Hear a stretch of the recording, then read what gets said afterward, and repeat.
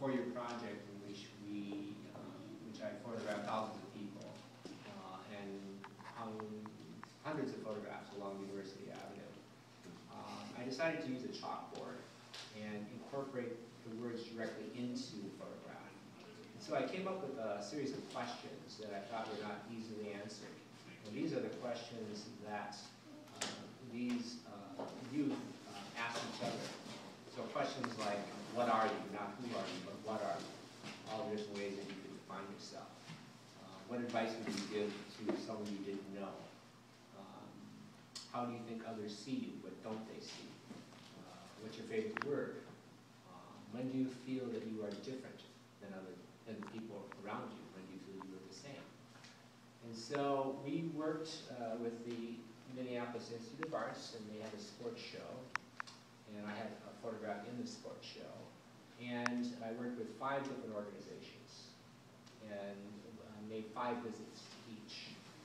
And what we did was, after I gave a presentation about my work, and talked about photography and the idea of how are we formed by photographs, how much of how we think about ourselves and those around us, how much it has to do with all the images that we consume in our lifetime, marketing, Hollywood, popular culture, and how much of how we know about the world has to do with direct experience.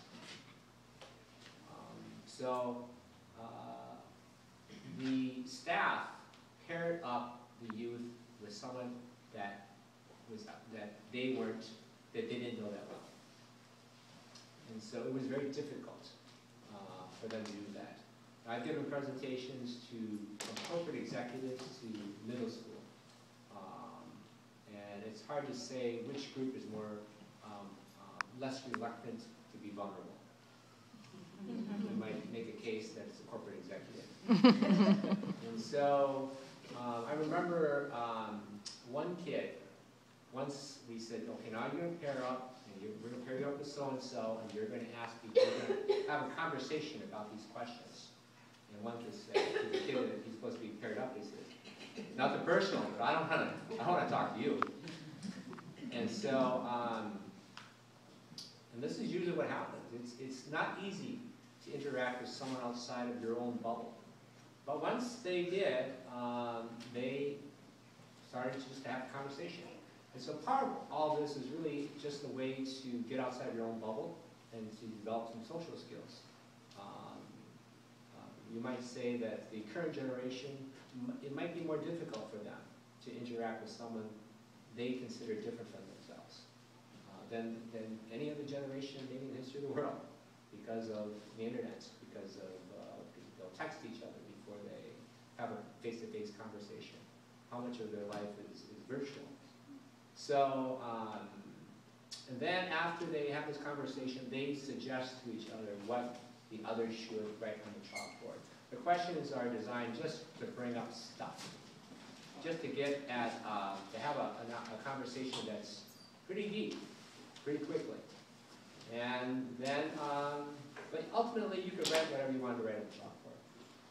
And so, it's amazing what people wrote and how much they revealed themselves.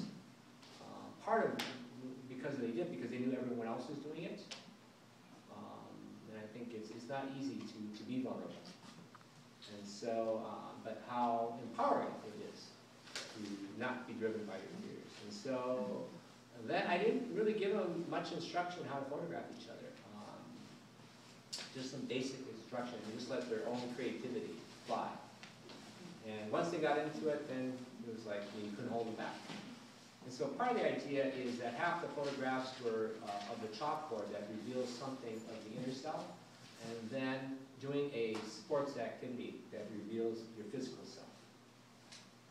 And then we did a group critique.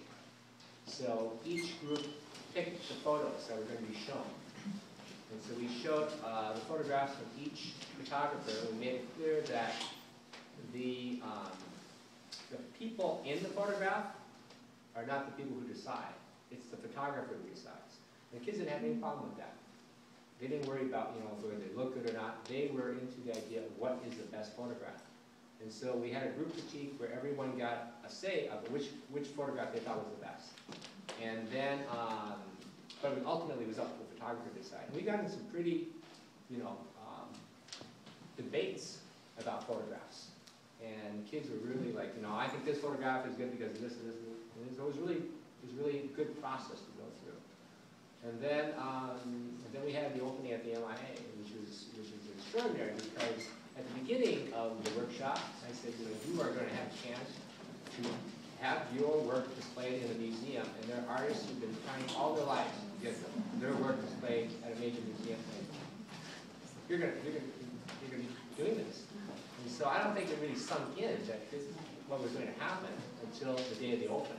Because there was the press there was lots of people, and so I think it's hard to know really what goes through someone's mind when they